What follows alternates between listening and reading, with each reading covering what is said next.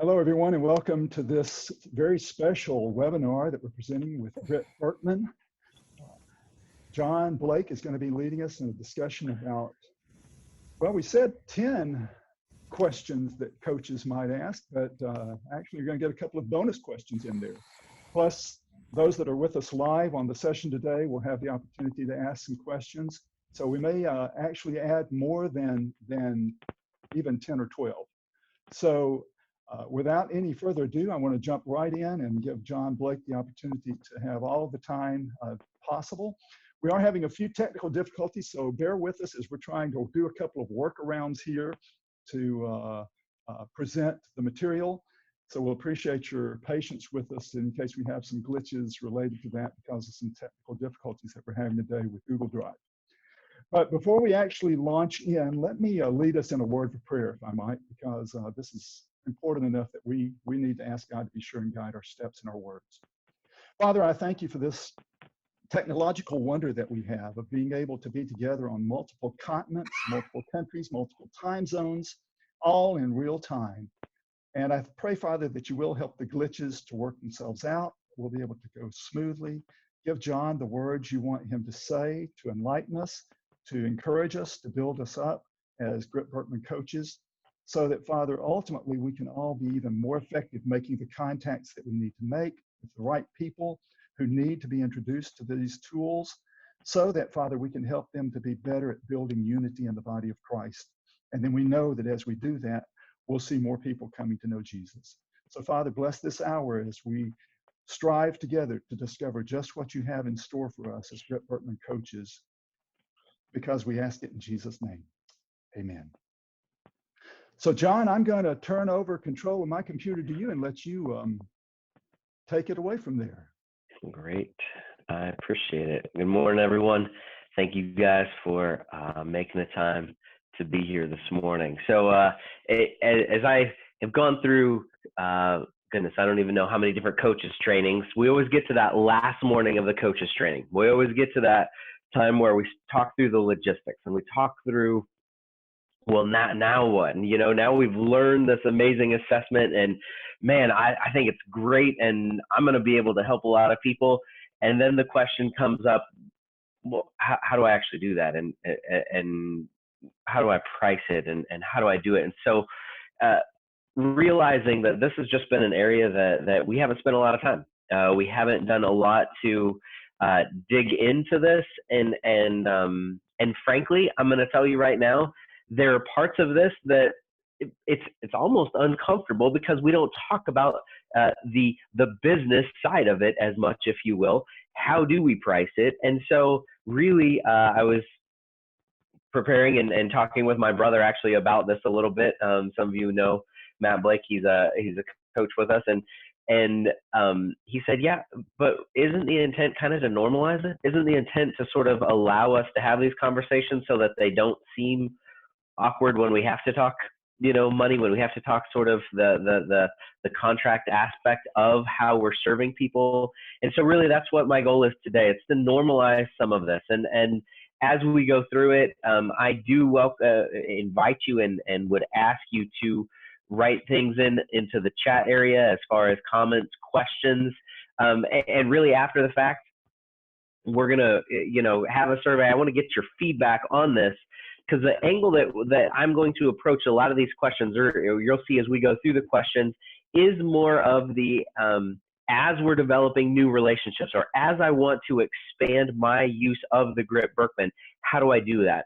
This is not going to be a lot of, well, what nuance of the Grip-Birkman should I be pulling out first? We'll talk through little bits of that, but the reality is for the bulk of the time, we're going to be talking about how do we get going? What does it look like to set up the actual event, and not so much what do I do during the event itself? What do I do during the actual engagement with them?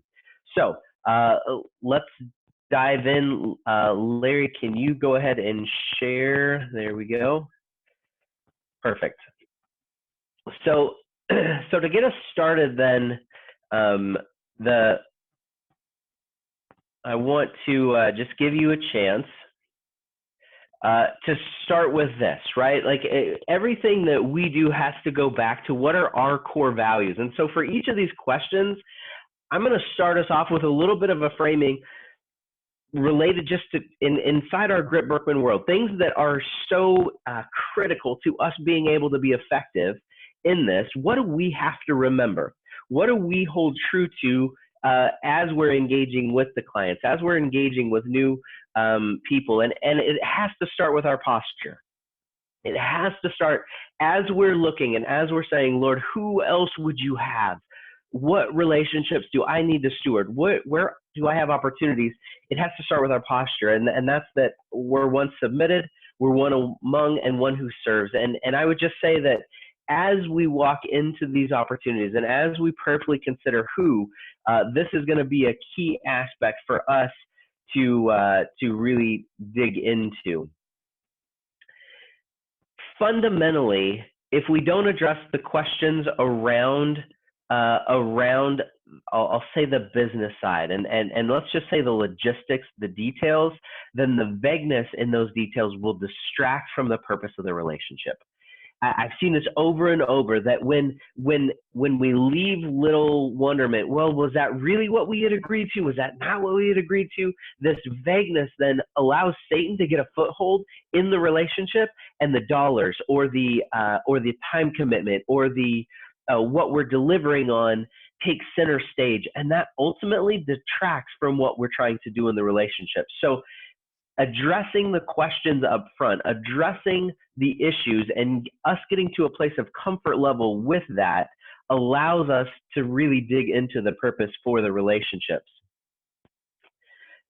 The other thing, just by way of context, that for me, and this may be one where I'm projecting, when I started to go out and tried to begin to connect with new people and you know, almost cold calling, right? Almost this sort of, man, I thought, you know, man, I got some great stuff that I can do for them, and it just hit me. And Paul Ford and I, you know, in this season, he and I were in close relationships, still are, but you know, where we were connecting once, twice a week, and just this idea that God's not going to share His glory.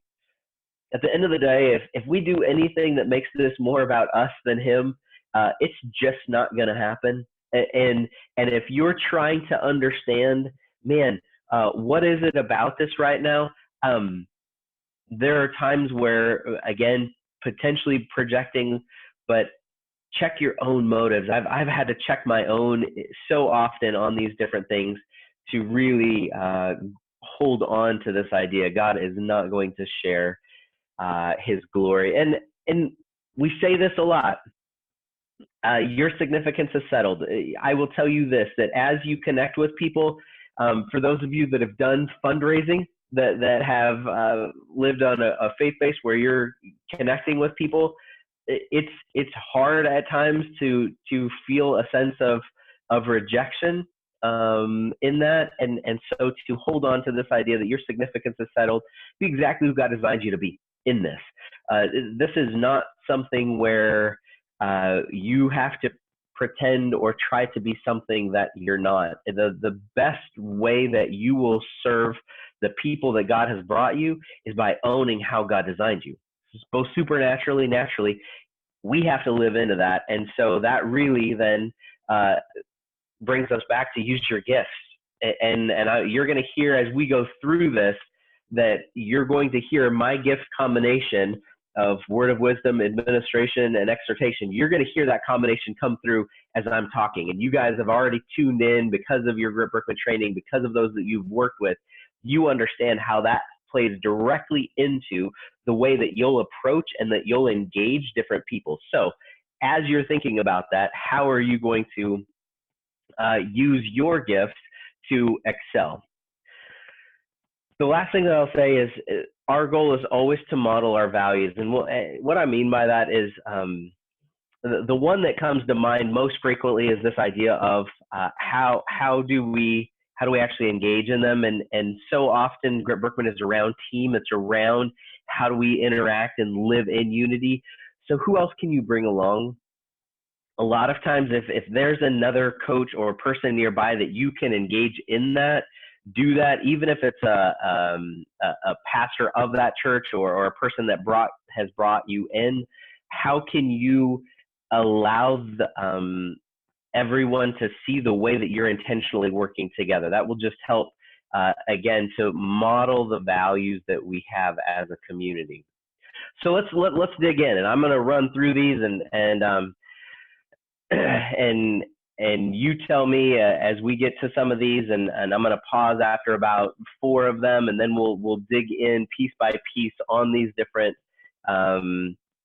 questions and see sort of where we have additional questions. But first one, how do I find people who want to use the Grip-Birkman, right? That's, I love it. It's so great.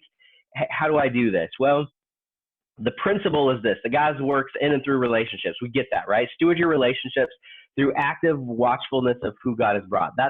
That's sort of our core belief around this. And for each of these, I'm going to have sort of this: what do we believe about it? That God's going to bring the right people at the right time, but we have to be paying attention.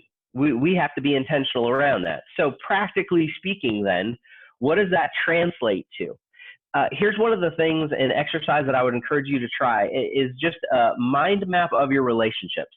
As you think about the network of relationships that God has given you, and you can do this in one of 2 ways. In the training, we do the wall, right? We draw the wall and put all the names around it. For some of you, that's going to work. I find that when I do the wall, I have so many different categories of people that actually it helps me a little bit more. If I just say, okay, you know what, these are my church relationships and these are my social relationships, and I begin to just list those people out so that I have a better understanding a little bit of how some of those people are connected to me. When I begin to think through who are the people then that would be interested in this, I'm always going to start with people that I've either already coached, or people that I know are in a situation. But as I begin to pray through this list, and I began to see things in a different way. I began to see the connections of, man, if they use the Grip-Birkman, what would it look like? And so let me just give you an example. So one of my closest friends in my previous life, was one of those people where I just assumed that she and her entire family, they would want to do this, right? And it just made sense. Well, who she was in this place where, what does the Lord have for me next? I'm trying to understand. That was over 10 years ago, and she just took the Grip-Birkman last week. And so it was one of those where I was like, man, that just doesn't, I wish that she would have taken it 10 years ago. I wish that she would have dug into it, because I think it could have helped her. But God's timing was perfect, knowing that right now is the right time. But that was a social relationship on that one. On the work relationship, I have a colleague right now here where she's actually going to be taking the signature training next week with Larry and Susan, simply because it's an opportunity. It's a way that she's looked at, a way that we can serve people in this area where we're at. So she's decided, man, that's a big deal. I want to be a part of that. Family relationships. For me, that's my brother, has become a Grip-Birkman trainer, has also gotten into becoming, doing team builds over in Europe. So he lives in the Czech Republic. And church relationships, I'll be honest with you right now, at our church, we're fairly new. And so I don't really have a platform. So what I'm doing right now is just, hey, who can I have coffee with? Who can I have coffee with to begin this? But to begin to think through the context of your relationships and write out names, write out those different people, and then simply pray over them is a great way to just begin this idea of who would actually be interested in it. Who you think should be interested in it will not always be the person that will be interested in it, but the intentionality of you writing down 30, 40 different names will help you think through people in a new way. I want to say this, and it came up in a couple of your questions, the Grip-Birkman and what we're talking about today is to be used in a ministry context. For those that call Jesus their Lord and Savior, desire to grow in self and team awareness for the sake of the kingdom unity. For those of you that want to do business consulting using the Birkman, you need to get signature trained on the Birkman side, and then you have that as an option. For those of you that we're talking Grip-Birkman today, which means then that we're using this in a ministry context. So one of the questions that came up was, how do we apply the leadership grip if we're doing it in a secular setting? And my answer to that would be we don't, because the leadership grip is a spiritual gifts inventory. Now, that's not to say that I haven't used some of the concepts as I've worked in secular settings. I think team styles is still very effective as a principle to talk through, but it's not a spiritual gift thing then. It's just a natural, what is your preferred style? So as we're talking through today, I just want to be clear on the audience that we're talking about. We're talking about those that call Jesus their Lord and Savior and that want to grow in that self and team awareness for the sake of the kingdom. Second question. So how do I start the conversation? What does this actually look like? So now I've identified those key individuals and I'm saying, all right, I want to have coffee. How do I get going?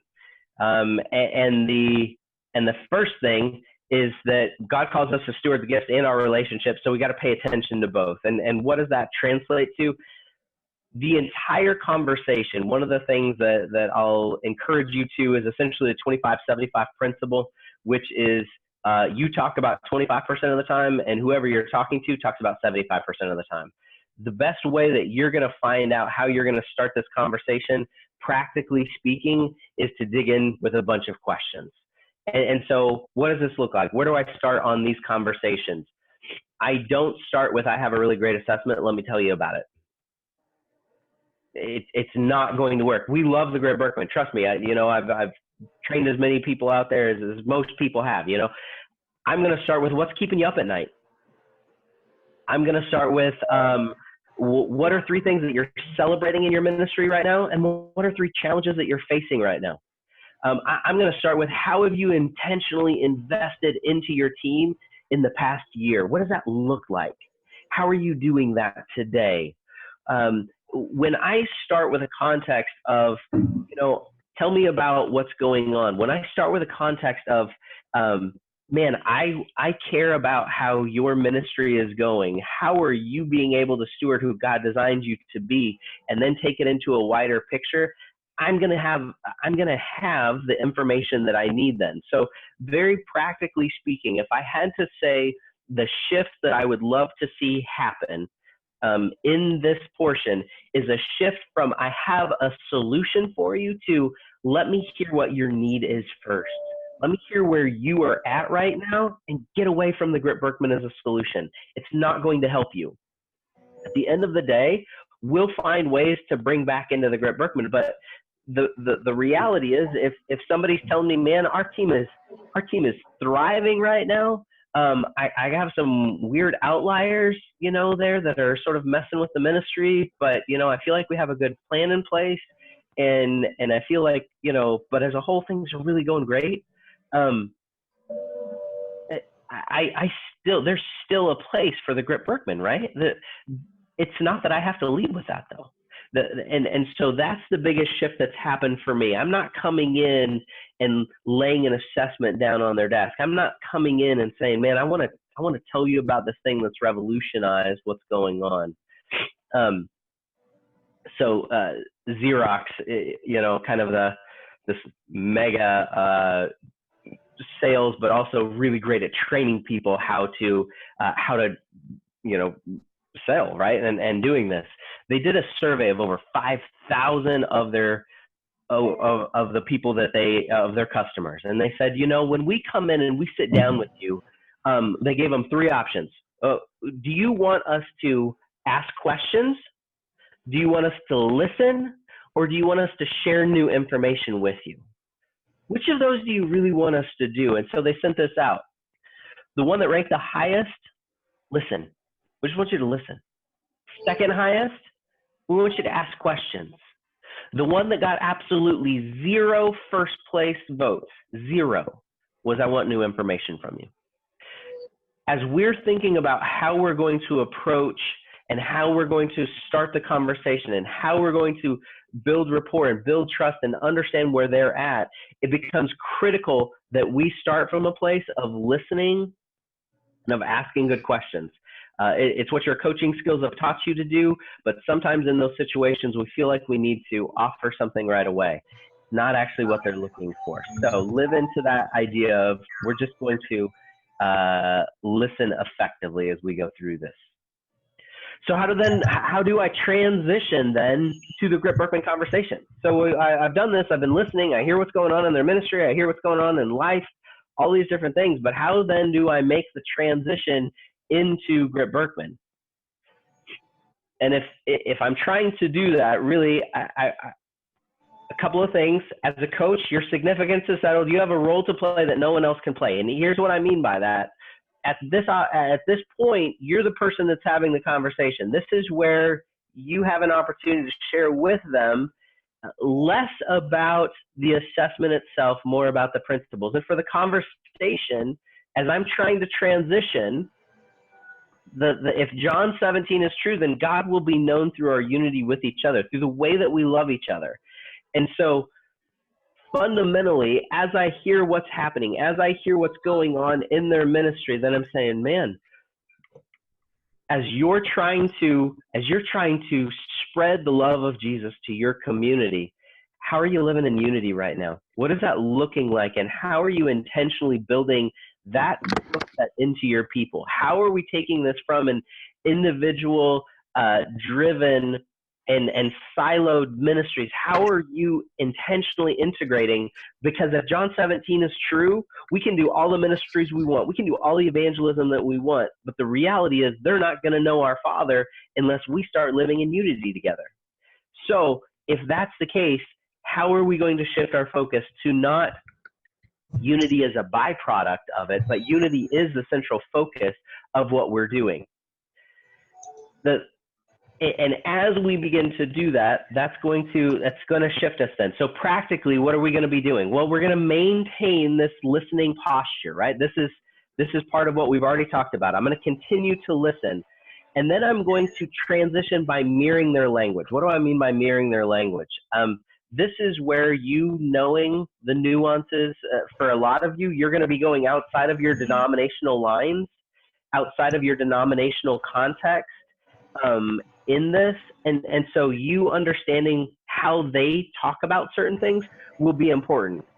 Whether they talk about church councils and they're very hierarchical in their structure, whether they talk about this is all about reaching our neighbors, then use that language back with them as you're having the conversation. You not coming in with your set of context, but really embracing theirs will actually benefit you hugely. They do there's a complete science and study to the way that we socially network, the way that this actually works. And actually they talk about even the way that when we begin to connect, our micro movements of our body actually begin to connect with the person opposite of us. And we mirror both the way that they're sitting, and we mirror their language, and all these things build the trust and the rapport then that allows us to move forward in this. One of the things that I get to work in organizational transformation in my day job. And in organizational transformation, we talk about high trust equals high speed.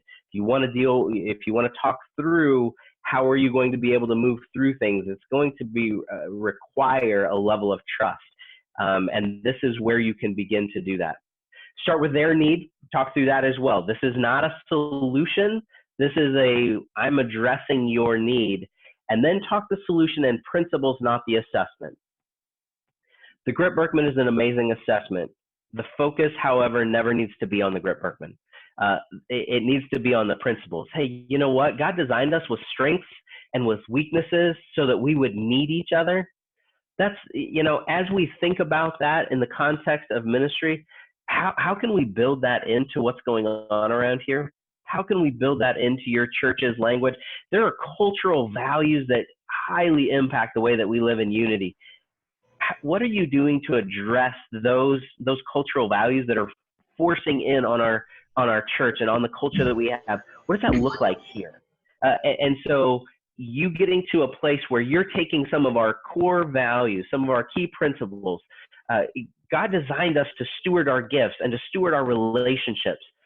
How are you equipping your church, your people, to understand their gifts? How are you equipping your people to steward their gifts? Again, principle driven, not Grip-Birkman driven as far as the assessment. This keeps the language apart from Grip-Birkman. And, you know, again, you're going to think, well, you know, we're talking about Grip-Birkman. Yes, we are.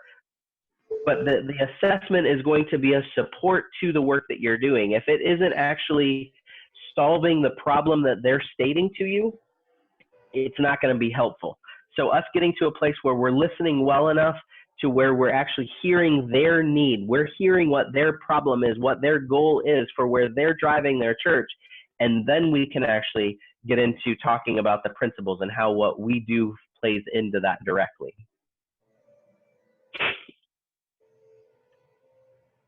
Let me pause there real quick. Any so far, any key thoughts or questions that you have?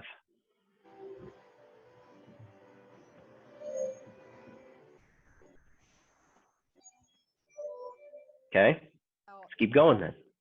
Oh, please. John, can you hear me? Yep. This is Susan. I'm sharing a question from the chat. Someone says that a lot of their family and friends contacts live overseas and work overseas. So can you share any particular tips about how this can apply to those people who live overseas? Yeah, I mean, the beauty of the way that we get to engage with people is that what we're talking through here actually will and should work with anyone in any context. So how would I do this? I would probably do the same thing as far as setting up time with them to have a conversation. I would connect with them to spend some time finding out what their needs are, where they're at, what's going on in their life. Same thing as far as how then do we begin to transition them into that. I don't think it is necessarily different, especially if they're in a ministry context over there where they're dealing with that. I think you still have the opportunity to engage with them on coaching Grip-Birkman or on different things. It shouldn't shift it. When it'll become a little more challenging is when you begin to think through the actual implementation of the solution, if you will, the actual engagement. That's where you may have to then be creative on what that looks like. Good question. Thanks, John. If the person comes back with any follow-ups, I'll let you know. Great, thanks. All right.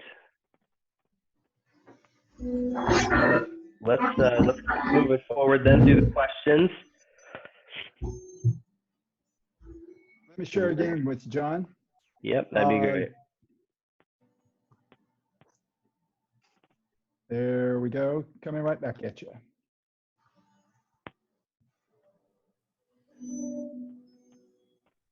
So how do we determine the scope of what we then do together? Scope is sort of a project manager word. We don't use it a lot necessarily, at least I haven't heard a lot in a church context, but I think it's an important word as we're beginning to talk about some of these relationships. And essentially it means, how do we make sure that we're talking about the same thing as we move forward? How do we actually determine what is it that we're going to be addressing, what we're not going to be addressing, what's in scope, what's out of scope for our time together? So with that, Larry, you want to give me control? Sorry about that. There we go. Of course. There you are.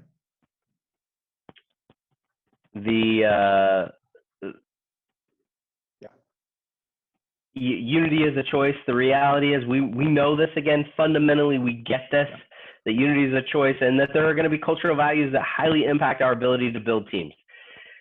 So why do I bring that out when I'm talking about scope? Well, the decisions that have to be made are going to directly apply to how are we going to address unity. Cultural values are going to come into play because we're going to start seeing sacred cows. We're going to start seeing the way that their subculture defines this. We have a whole another webinar that hopefully we'll get a chance to do some point on how does cultural or cultural assessment play into your connection and utilizing the Grip-Birkman. How do those two go hand in hand? And the reality is that, culture determines who's successful. Leaders then are identified by that culture because they know what success looks like in that subculture. So cultural values then do play a significant role in this. Larry, I think you accidentally took control back. There we go. So here's, practically speaking, let's talk through this real quick. What do we want to do? We want to do enough to whet their appetite, but we don't want to start with a single report.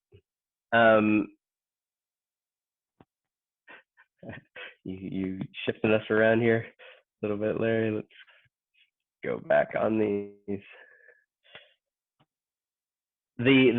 One of the things that I see happen most commonly is that people will want to start with a single report.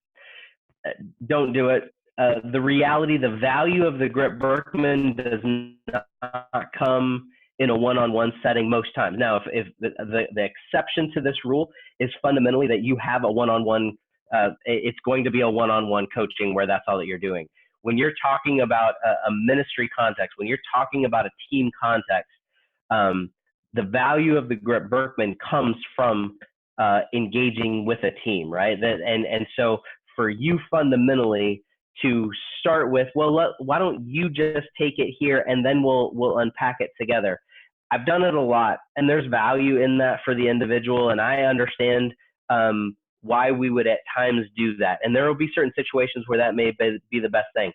I would push you beyond that to even do it. Hey, who are the 3 people that you interact with most commonly? Who are the people that you're dealing with on that regular basis for that? And how are you working with them? Because that will allow you in a mini context and in a mini situation to use some of the team things and really highlight for them what it looks like and how we can actually move forward then. So that's the first one.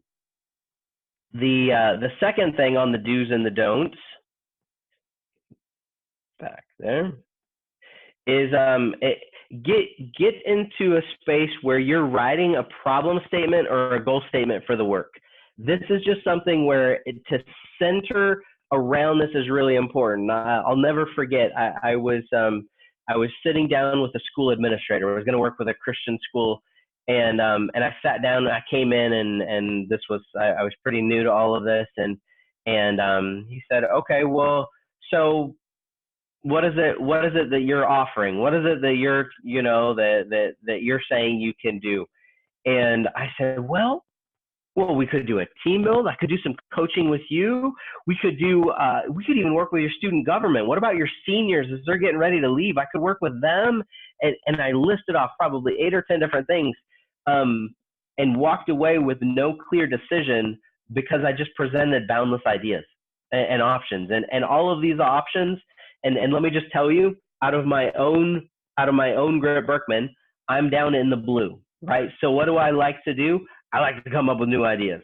Let's talk about as many ideas. Let's talk about how I can help you, right? That's where I get excited. It is not helpful when I'm dealing with someone that's trying to understand what our shared scope is going to be. So this is where that problem statement or a goal statement will center the work. It'll narrow down to that, and it'll really then narrow the options. Connected to outcomes and deliverables to specific actions. We're going to talk more about this in a little bit, but the reality is that there should be a deliverable from what you're doing. And again, this is sounding pretty businessy, right? This is sounding pretty consultant-ish. A lot of consultants speak in here, but I'm just telling you the more clarity you have on the front end, you reduce the questions, you reduce the vagueness on the back end, that sets both of you up for success. It sets up that clear expectations to where then you can deliver on specific things. And then we've already talked about this, don't make it about the assessment. So as you think through that, becomes an important thing as you're thinking about the scope. All right. The next question.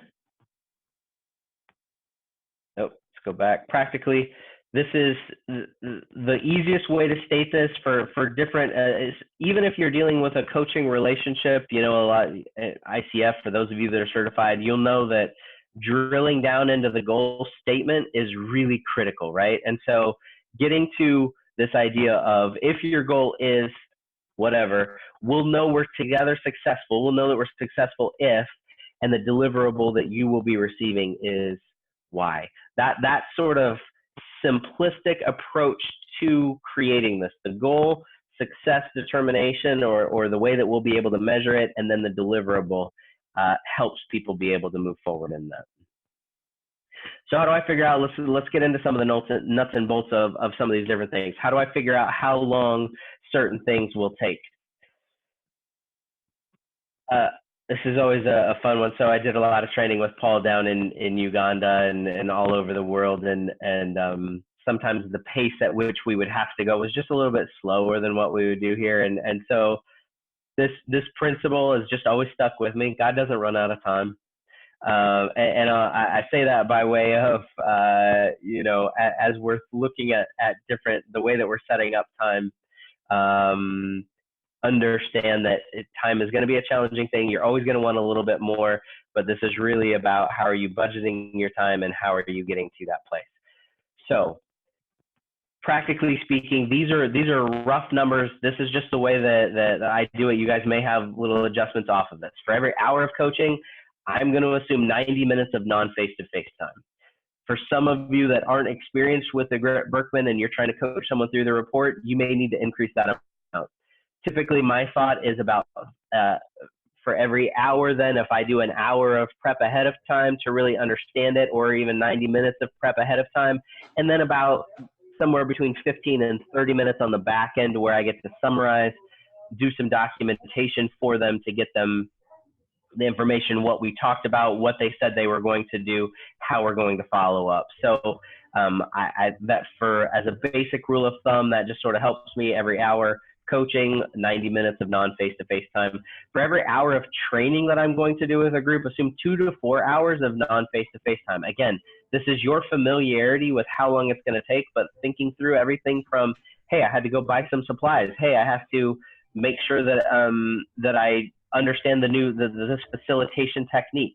I understand how I'm going to be using my time. If I'm going to break them up into groups, how am I going to do that? All of those different things will take that time. So I would certainly assume a 2 to 4 hour for each non-face-to-face hour in there. And then for the first engagement, either coaching or of training, assume that it's going to take you additional time. It's just the reality that first time as you're going through things, it's going to take more time than you anticipate. It had been a couple of years since I had done a complete team building. Last year, I went out to St. Louis to work with the church out there. And the coaching time, it took me, I was doing coaching with 12 individuals. The first 3 kind of took me a while to get back into the swing of it. And then I found that my prep time went down a little bit. But even as we were going to spend 2 days together on that in the on-site, it took a while. You know, if this is not the norm for you, if this is not what you're consistently doing, it's going to take some prep time.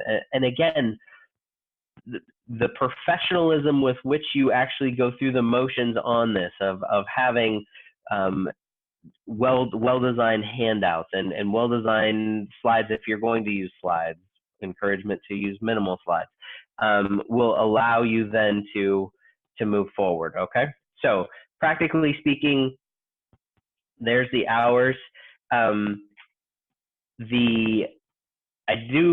of the things that I'm going to make available to you, let's see if I can switch over to it real quick. is this deck or this sheet where I've done a little bit of just put together some real basic things. If you don't have shifting all the way back to tracking potential people, this is just an easy form. There are lots of programs out there that are free that do a great job of hooking in. HubSpot's kind of a great one if you don't have one to set up. It links into your Google very simply and seamlessly and is quality, but just an easy way to do it. And then as far as the overall hours that you're looking at, here's sort of just a basic formula. So if I'm going to do an hour and a half of face-to-face time, and I would say if you're doing an introductory coaching on the Grip-Birkman, don't try to do it in less than 90 minutes. Actually, we consistently are finding that it's really done better in the 2 session, with each of them being between 60 and 90 minutes to really get through the material well, if you're hoping that they don't just get some high level, but they're really digging in and creating an action plan out of that. We're finding that it's simply, even with just doing the basic report, you're not going to be able to get through that much in just 90 minutes. So if you're doing an hour and a half of that, then your prep time, 3 hours, 13 people. So you got 58 hours, 58 and a half hours of doing that. If I'm doing an on-site event, that's 2.5 days, and those days are 8-hour days, and I'm going to need 16 hours of prep time, then I'm looking at 60 hours for that. If I'm doing any sort of follow-up leadership or ministry coaching, if I'm doing a church-wide training, for me, those always take a little bit more, that sort of approach to it.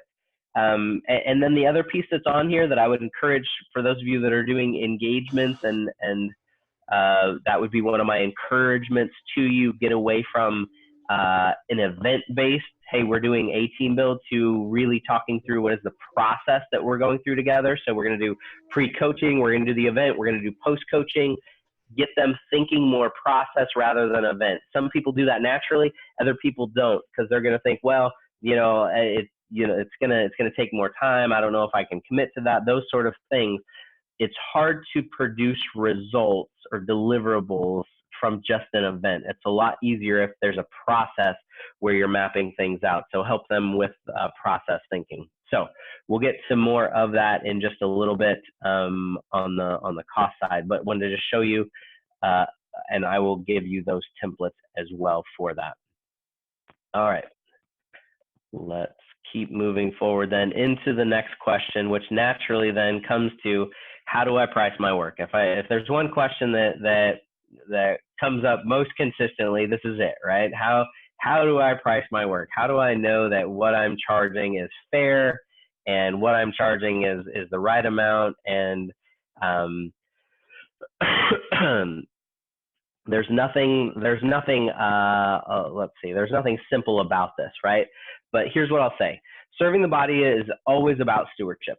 That fundamentally, that does not mean that it is always free. And I will tell you and a lot of you know this, 90% of churches are cheap. And I say that with the greatest of affection to churches. But if there's a way to get something for free, then they're going to try to figure out what it is. And that's it. And cultural values will strongly impact the team building. Cultural values will play into this as well. And church culture, what we believe to be right about the way that people should work with ministries, plays into this as well. And I say that by way of there will be people that will push back on any amount that you put out there. And they will push back and say, well, there's no way that we could do that. And that's okay. That's okay. There are times where no is a spiritual word, right? And so allow it to move, allow yourself to move on from that. If you have a sense of peace that, hey, this is, if you can't afford it, then this may not be the right time for it. And that's okay. So let's talk through, very practically speaking, what are the options to price things out? Well, option one is hourly rate for all the work on the project. That's pretty, that's kind of what we talked through there. It gives some transparency into the amount of prep time that you're doing, gives some transparency into how you're doing that. Option two then is to set pricing for coaching and for team build. So if for each Grip-Birkman introduction or for each hour of coaching, here's what my set rate is. Here's what my set amount is for that. Or for a day team build, here's what the price is for a day team build. And then we get to talk through, do we put the assessments on top of that, or are they inclusive? And then option 3 is just a complete inclusive price. Hey, for everything that we're going to do, here's what it is. Now, here's what I'll tell you. A lot of times what happens is that people begin to underprice themselves on certain things because they don't take into consideration all of the hours that are required to do something, right? So let's talk through on an hourly rate. Low is only if you do the face-to-face hours, right? So if I'm coaching you, then that's a value add for you. So I'm going to charge you for that hour. I'm not going to charge you for the 3 hours that it took me to prepare for that hour with you. That's obviously only for the face-to-face. A mid-level then hourly rate would be sort of an agreed upon up to a max. So, hey, because of this is what we're going to do. We said we were going to do some coaching. We're going to do a team build. So that should take, 85 hours. So everything up is going to be 85 or less is the amount that we're going to do. And then a high would be, hey, if I need more than 85 because of some nuance or having to do some additional coaching with additional individuals, then I'm going to go ahead and charge you for that as well. Typically what I find is that on the front end, I'm going to show them the amount for that. So it'd be sort of that mid-level and agreed upon to the max. I'm just going to show them, hey, for the coaching, this is what we're going to do. For the assessments, this is always another challenging thing, right? So you have your cost for the assessment, and that would be the minimum. We used to have it set up to where we would actively ask you not to charge that amount for the assessments.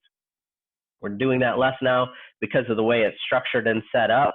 But frankly, they don't have access to the Grip-Birkman to just a direct cost. You do because you're a coach. So there's the idea of markup. Now, why would we mark up? Well, if you got to mark up some, it's because you still have to order them. You still have to, get them. There's still a time component for you on that. So a minimal markup makes a lot of sense in that regard. And then the high end is just to think through assessment and coaching. I'm not even going to tell you what the assessment costs. And frankly, I kind of prefer that in some ways. I'm not going to tell you what the assessment costs. That's kind of irrelevant for our conversation because you're not going to get just a blank assessment. You're going to have it with the coaching. So let's talk through assessment and coaching for each person that takes the Grip-Birkman and their 90-minute introductory coaching. This will be the charge on that. The third piece that we oftentimes forget is the expenses. Low is direct cost only. So, I bought a tank of gas. So this is to drive to your church. This is what that is. This is specifically what it is. Mid is sort of direct cost plus supplies, copies. Hey, you know what? Had to make these additional things. And then the high end is, again, this is more of consultant speak, but a set amount per hour's work. So essentially, it's a fully loaded, if you will, dollar amount to where you add on. And standard in the industry, if you're dealing with a major contractor, is actually $35 per hour. We'll get to that, but let's talk through real quick. What does that actually? What does that look like? And so, because I haven't shown you any numbers yet, but let's look at numbers real quick. So, if you're struggling with what to charge, if you figure out the hours, then the easiest thing to do for your comfort level is to think, well, for my day job, what do I get paid hourly? Right? I mean, all of us have some sort of day job, or you have a range of, hey, I should be making, $60,000 a year. Okay, so $60,000 divided by 2080, to sort of figure out what that hourly rate is. And let's play with that for a second. So let's just say a salary of $60,000 divided by 2080, which is the number of hours. So you're looking at $28.85. So if that's what the number is, then for you to go below, helps if you actually put in the right number. to go below that, just understand that then at that point, you're actually going considerably below that, right? And this is one where so often I think at times we're trying to figure out, well, is it fair to charge that? Is it not? Well, I would just spin the question back. Is what you're getting paid for your job, is that fair? Do you think it's fair? The amount, we could go into a lot of business speak on this, right? The right amount is the amount that someone is willing to pay for it, right? And you can figure out that amount, but I'll just tell you this, that I'm gonna give you some numbers down here. The reality is, for consulting work, and I understand in a church setting, it's a little bit, it is different, right? And I know that, and I don't charge these rates in a church setting, like I just don't. But going rate out there is $125 an hour for a consultant that would do this type of work. That's with some experience, but not a ton. This is not high end. That's not low end. That's sort of just lower mid range is $125 an hour.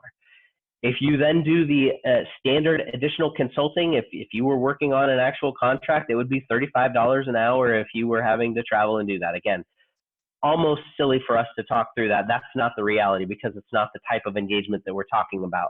But I want to get to a place to where you see that, hey, if I charge $30 an hour for the number of hours that I'm investing in an engagement, it's probably a bigger number than a lot of you might assume that you want to be, or that you think you're going to be charging, right? I mean, if we get to this place where we're saying, okay, for me to do a team build and some coaching is going to be a $4,000 contract without the assessment costs. For some of you, that seems like a really big number. And I guess what I would tell you is it's not. It's not. Frankly, if you were to do the added insurance and other aspects on this, I mean, the number that I tend to work with in church settings, and again, for some of you that are just getting started and in different contexts, it's not going to work for you. But I tend to go with a $50 initially, but I also do it a little bit based on what I know about that context, what I know about that church. And the reality is that's okay. My hourly rate doesn't have to be the same for a local church right here in Vancouver where I feel like I really want to build a relationship. It doesn't have to be the same as if, somebody contacts me from down in Florida saying, hey, we really want to have you come down, and it's going to be it's going to be more challenging for my family. It's going to be more challenging for me. So I'm always going to take that into consideration as I'm setting my hourly rate. I would say for what you're thinking through or for what you're doing though, the takeaway that I want you to have from this is more that the hours invested, if you start going too low, you're essentially volunteering your time. And if you want to, fully support you in that. And that may be what the Lord is calling you to in this season. Great, do it. But if you're trying to figure out what's fair market value, if you will, what should be out there, just think through an hourly rate that seems right to you as far as an annual salary basis. That's kind of a simple way to look at it. The other tab that I have in this spreadsheet for you is just the overall cost, so that you make sure that you're addressing all costs and you're not ending up paying for additional things. This is something where, again, those first couple times when you do it, you don't think about all the expenses that you may have.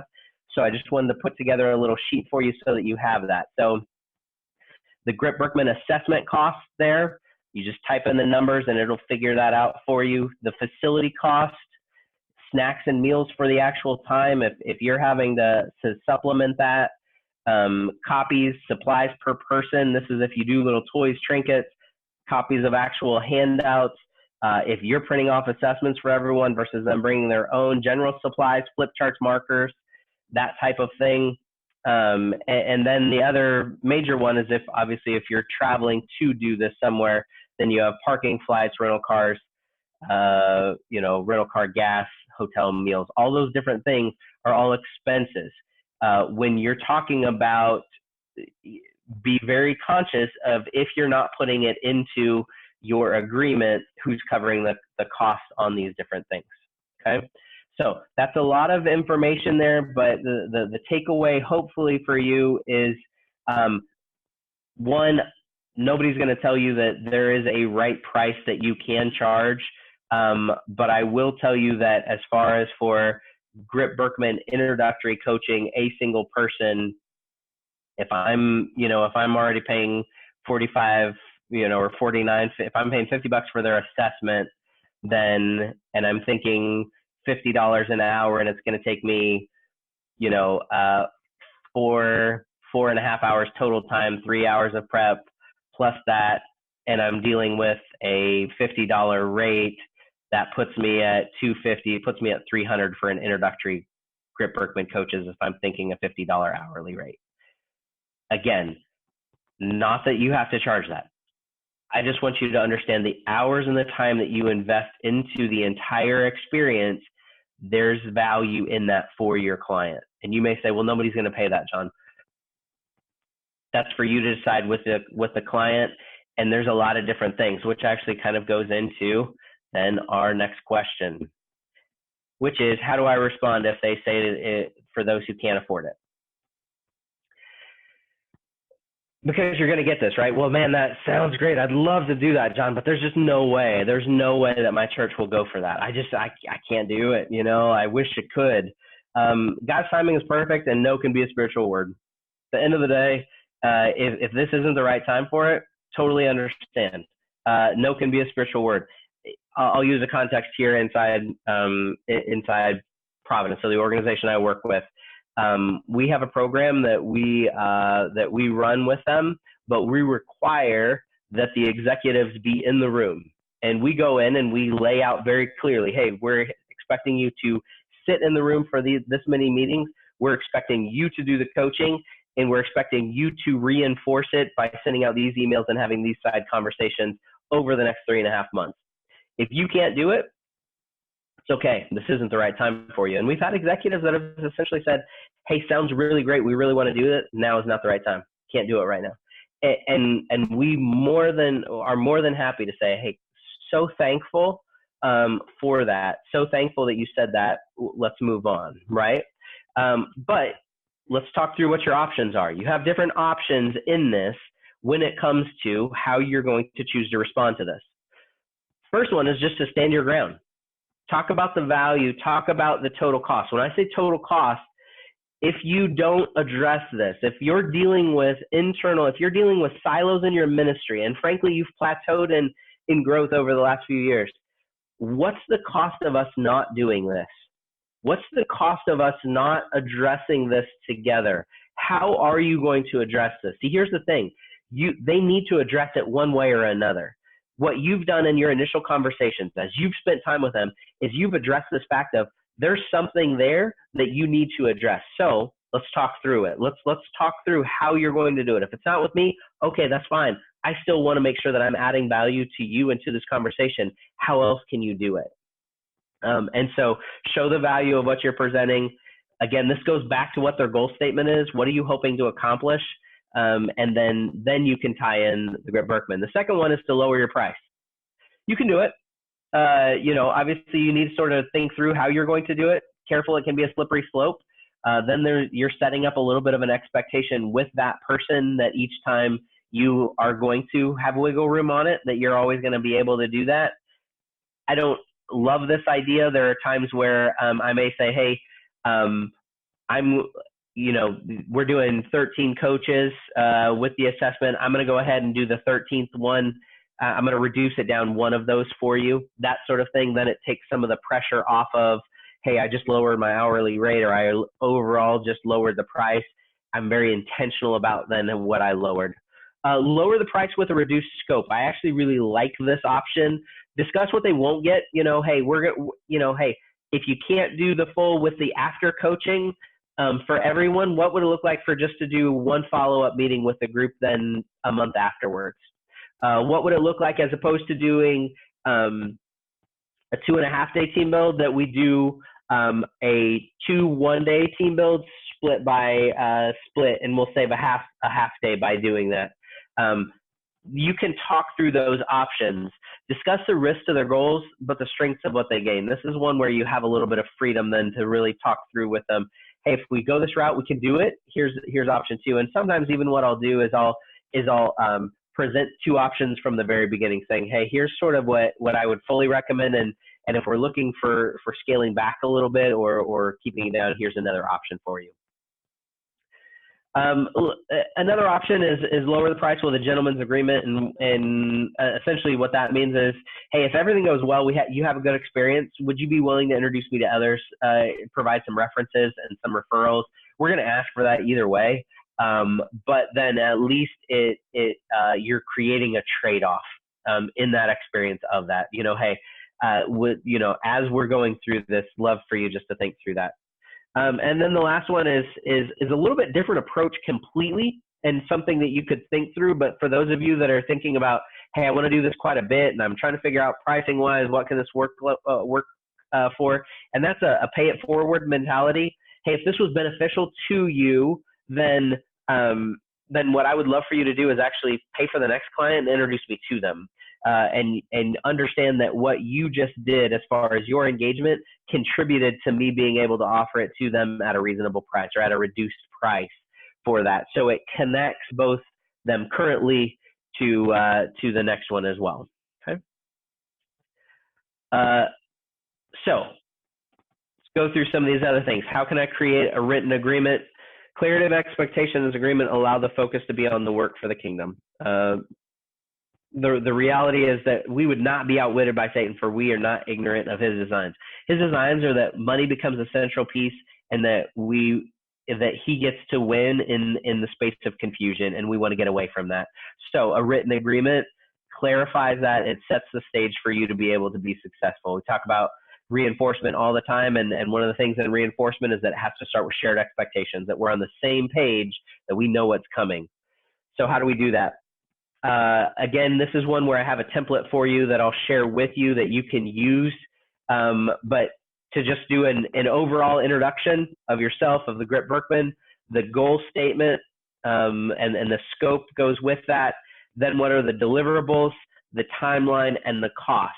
Now, if you're saying, man, that seems really formal, there's a lot in there. There are 3 things that I would say you have to do. One is the deliverables. What can they expect from you? Timeline, when are you actually going to be doing it? And then the cost, what can they expect and how should they pay you? That will help. So in this, this is just a simple template that will go through it, where it's a proposal for you, and it goes through that introduction, goes through the scope of the work that would have the timeline. And then it also has the cost in there. It talks a little bit about invoicing, and you'll see some of the language for some of you that are going to be doing this more full-time or significantly. You may want to look at E&O insurance. I don't have any right now. I'm not doing enough engagements. If I continue to build that, then I probably will. That's errors and omissions insurance. But just some of the language in a contract can be helpful. I do like sort of having a timeline set up to where you show them what the activity is going to be, the timeline for it, and then the deliverables and the outcome. I think this is just a simple way for both of you to understand, and so there's clear expectations on what am I actually going to be able to touch and feel by deliverable, and the outcomes, what are we after in this, what are we really trying to achieve in this section. Okay, so that written can be helpful on that. Let me pause real quick. Other questions at this point that we have so far? I have one question on the chat about if I'm doing this, like I'm a minister at my church, or even I'm a member at the church, and I'm doing this for my church. And then another kind of second part of this is, what if I work for my denomination, and the denomination is paying to do this with pastors or whoever, but they are undercharging or maybe underpaying me too, Mm-hmm. then what are the implications of those kind of internal agreements? Yeah, internal is tough. Again, a little bit different, but I'll just use Providence as the example. So Providence, the organization that I work with now, is beginning to use just the Birkman, not the Grip-Birkman, because it's not a Christian organization. And initially it went from, I was ordering the assessments and there was a bit of a markup in that, just because I was trying to make sure that the value was there, and I was going through Grip-Birkman to actually order the assessment. Anyways, but they took it away, and now Providence has their own account. So as I do this in Providence, I get absolutely nothing. It's just considered part of my job. So that's a little bit of where you have to start the conversation of, is this actually a job expectation that I would do this? And if so, does it fit within the scope of your other responsibilities? And if they are continuing to ask you to do it and it's an add-on and it doesn't fit, then it's very valid to say, okay, this is completely fair. I think I'm the right person. What can I stop doing then? What is it that I'm not going to be doing as this continues to increase? Because this is a value add for us, it's something that's offering. So inside an organization, that's always challenging on that. Now, if I'm talking about, I'm doing it for my church particularly, and it is what I would consider my own home church, it's a tough one. I'll just tell you, for me right now, if my church were to come and say, hey, John, we would like to try it, what could you do? I feel a sense of responsibility to my own local church, to my own home church in that. So I would struggle charging them much more than assessment and supplies, sort of that direct cost aspect of it. That would be challenging for me, but that's part of me wanting to invest in my own local congregation. If it was a church right next door, where I wasn't a local person there, I would definitely charge, and I would set it potentially a lower hourly rate, but I would still do it based off of an hourly rate mentality. Home ministry and home things are challenging, though. I'll just tell you that. Denominations, I think it goes back to then the expectation. If that's not one of the written expectations for them, then you have to really take a look at it and see. And frankly, knowing who's on the call, for some of you, that district or denominational conversation needs to happen to where you're beginning to say, hey, if we were, here's what I learned today, that essentially for the hours invested, if I were just going straight, then we're talking each one of these team builds that we're doing is approximately a $3,000 team build. You're covering my expenses right now, but we're not lessening my workload from this. Talk to me about this. What's reasonable so that they have skin in the game, and that's part of what the dollar amount always is, right? Especially inside, is if they have to invest in it, then there's a different level of commitment to it. So that they have skin in the game, that they're feeling that, as well as that we're not burning people out. If this is going to continue to be a part of the expectations, how do we make sure that that's part of the job description, and that then other responsibilities are potentially reducing from that? Thanks, John. I hope that answered the questions. If not, guys that texted me the questions, please text me a follow-up question. Yeah, sounds great. All right, let's keep going. How do I get helpful feedback through the process? This is one of those where fundamentally all of us have strengths and weaknesses, and who do we need along the way? So when you're thinking about feedback, think of it sort of in this sort of grid here, where there's going to be self-feedback, individual that you're going to get more on a one-on-one basis, and then group from the group that you're going to get. And you're going to get three different types. You're going to get verbal, written, and nonverbal feedback at all times. Some of you are really great at picking up on nonverbals and really following the room, and you're intuitive in that way. You may feel like I don't have to have as much written or verbal because I really have a sense of where the room is at all times.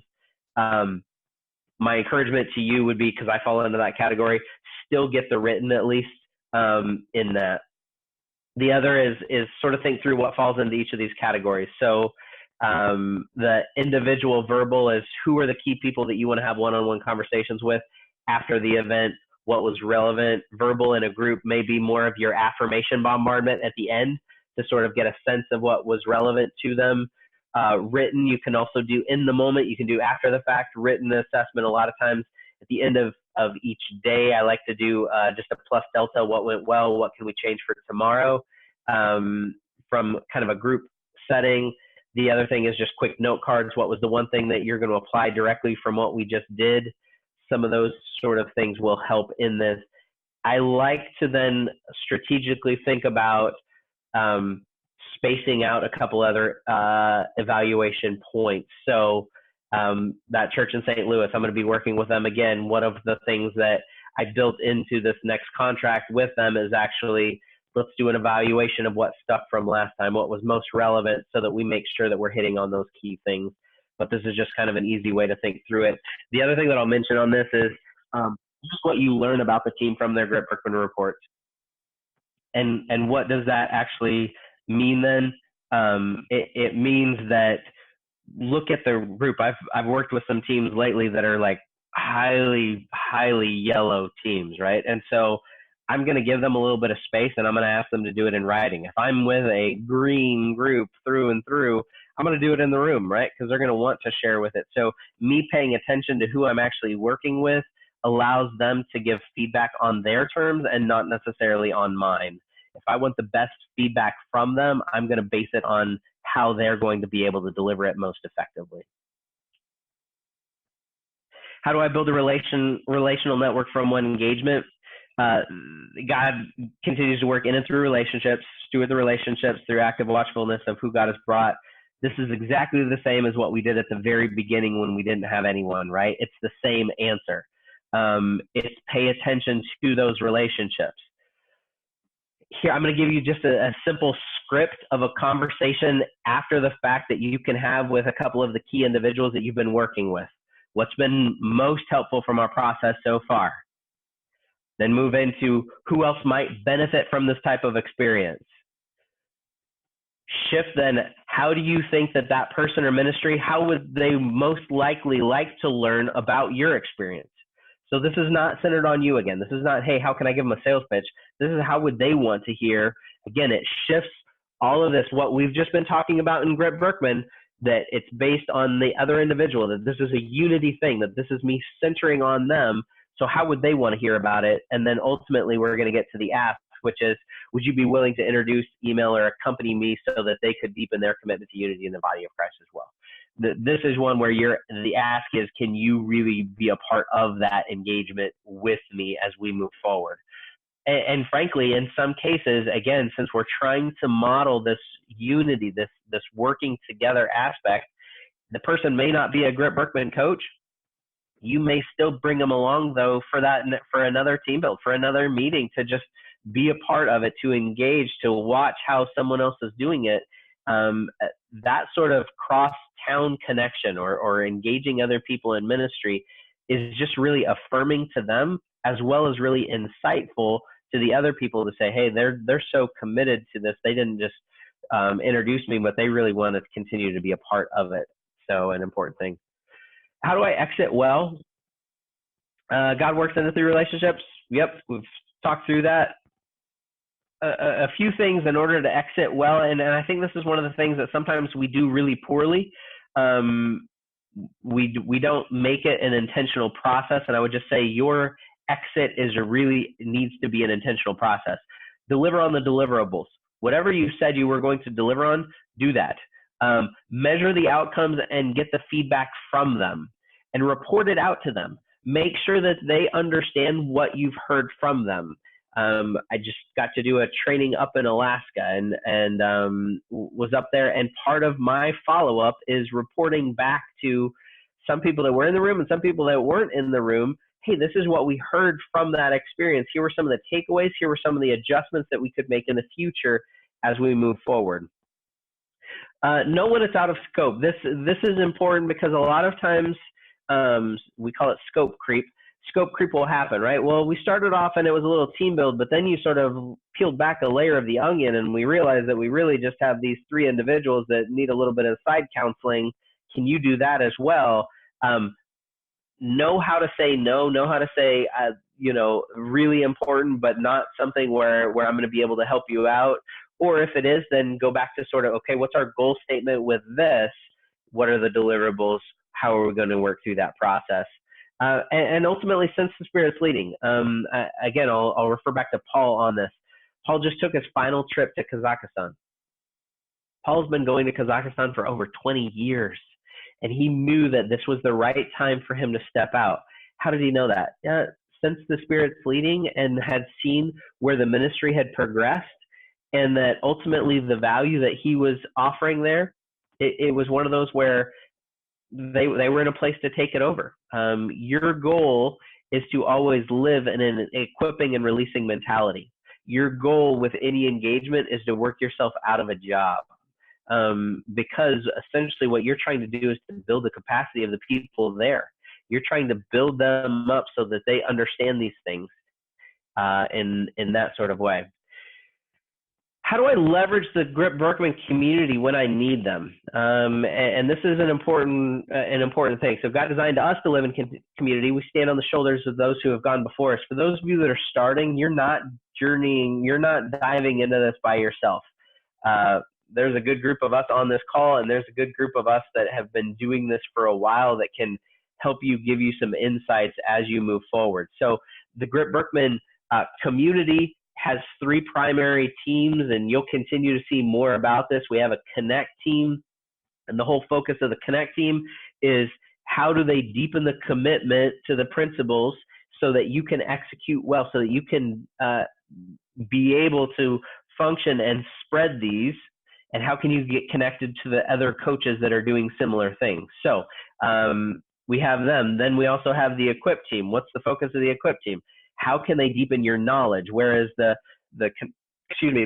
Connect team is more about deepening your engagement with and your understanding with other coaches and building that out both internally and externally. The Equip team is really about how do we give you the knowledge that you need?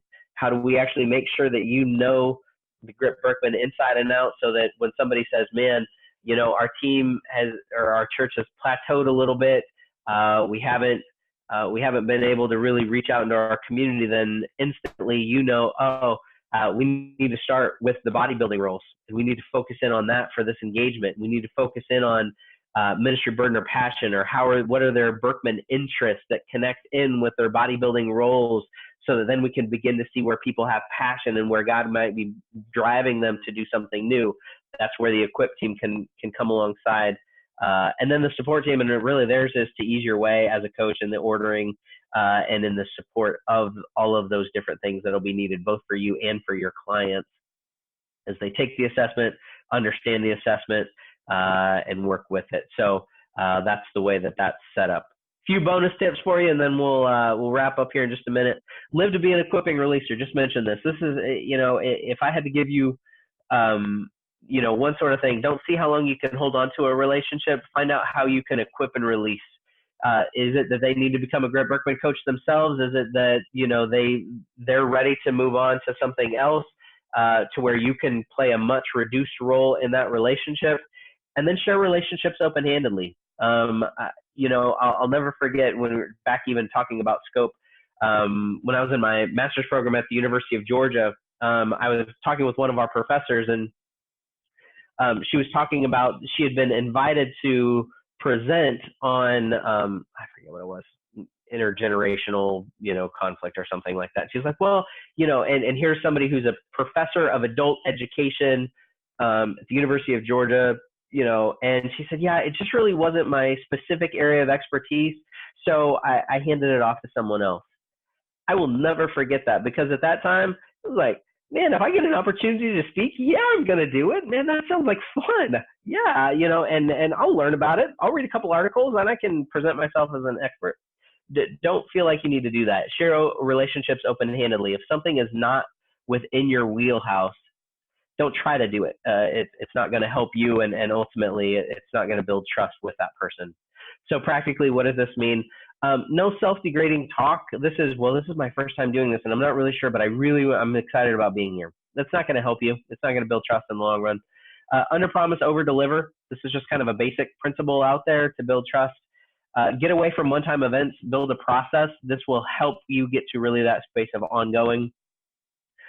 When in doubt, say, I don't know, but let me find out. That will always be an acceptable answer, and then make sure that you come back. If it feels too big, bring someone else in. The more that you can do things together with someone else, the more valuable it is. Could use a lot of examples with this, but I'll use my brother. On this one, we were doing a little training for some pastors, and my brother and I have very different leading team styles. His is a let's stay together. Mine is a not let's stay together.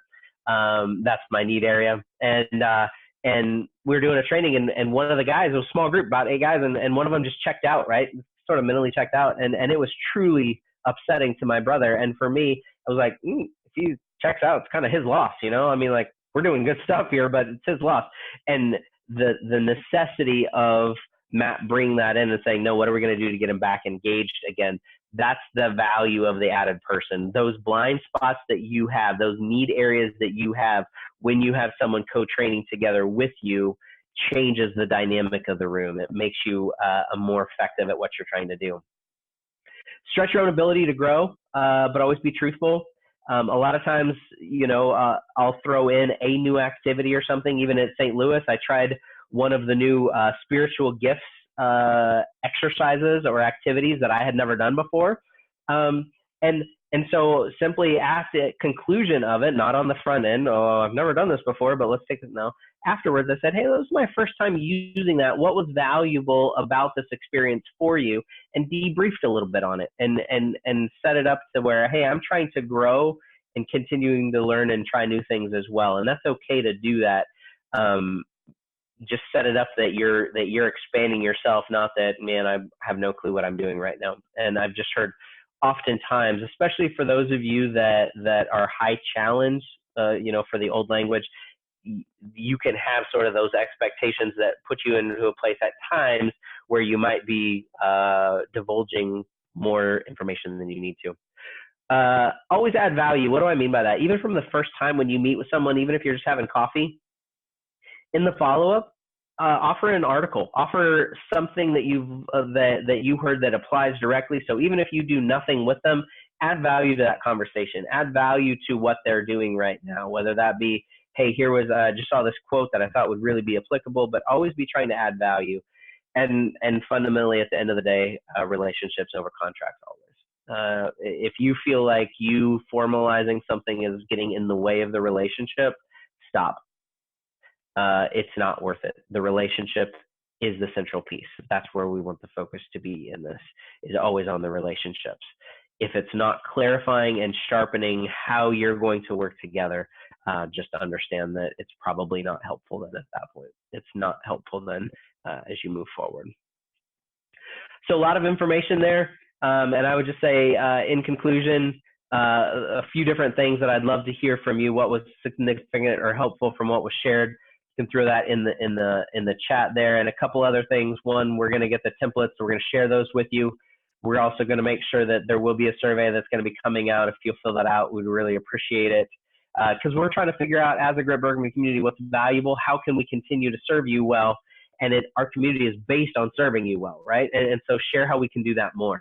We're getting ready to go into a Team of Teams event. Essentially, a lot of us are getting together and just saying, over the next 18 months, where do we need to go as a community? How do we need to be serving more effectively? And we have other ideas for webinars, some of them less tactical, if you will, as this one has been. Some of them may be more, how do we do it together with other disciplines, with other skill sets using the Grip-Birkman, but we want to find what's most relevant for you in that. So we have Coaches Cafe, more webinars, more ways to learn, more opportunities to connect. That's what you will be seeing in the coming months as well, that we're committing to you as coaches and trainers around the world. So thank you guys so much for your time today, and love to just hear any additional questions that may have come up. I think Susan may have had one more that came through the chat. Did you? Oh, Yeah, perfect. do we have time? Yeah, sure. I gave a brief answer in the chat, but the people are asking about like third-party reporting. For example, if a supervisor is asking for a copy of their supervisee's report, do we have any tips on how to manage that, or is there a certain ethical way that we ought to approach that? So from a Grip-Birkman standpoint, or from what was discussed in a coaching situation? I think those are sort of two different things that I, as far as the way that I would address it. From a Grip-Birkman standpoint and the reports themselves, if you're part of an organization and the organization is asking you to take it, then I still like to ask. I like to let people know that's different. If the conversations that are going on and reporting out on the coaching and what was relevant, I definitely keep those confidential. And if anything, if I feel like it's necessary, like if I'm doing 10 coaching in preparation for a team build and I'm going to be meeting with that executive leader, then I may pull themes from those and talk with the leader of them about themes that have emerged, rather than specifics of what I've heard from individuals, but I'll be very careful with that. As far as specific reports, the Grip-Birkman reports, I tend to make it clear on the onset that it's something that we'll be sharing. But typically, if I know that one feels a little more personal, the coaching page is a great example of that. The coaching page feels pretty personal. A lot of times I'll actually ask the room if they're willing to share it with everyone, and then do it after that. Good. Another question, just you mentioned you'll share the templates, the link to the templates in an email. Some people are asking, can they also get a copy of the PowerPoint to fill in their notes? Yep, not a problem. We can get that to you as well. Wonderful. We'll include that in the email follow-up as well then. Thanks so much, John. It's been a great webinar. Thank you, everyone. Look forward to being in touch and finding out new ways where we can continue to serve you. Have a great day. Thank you, John. Thanks, everyone. And be sure to watch out for new webinars like this that'll be coming very soon. And we want to see you at the next Coaches Cafe also every first Wednesday at 9 a.m. Central Time. Lord bless you all, and keep building unity in the body of Christ so more people will know Jesus. Bye-bye now.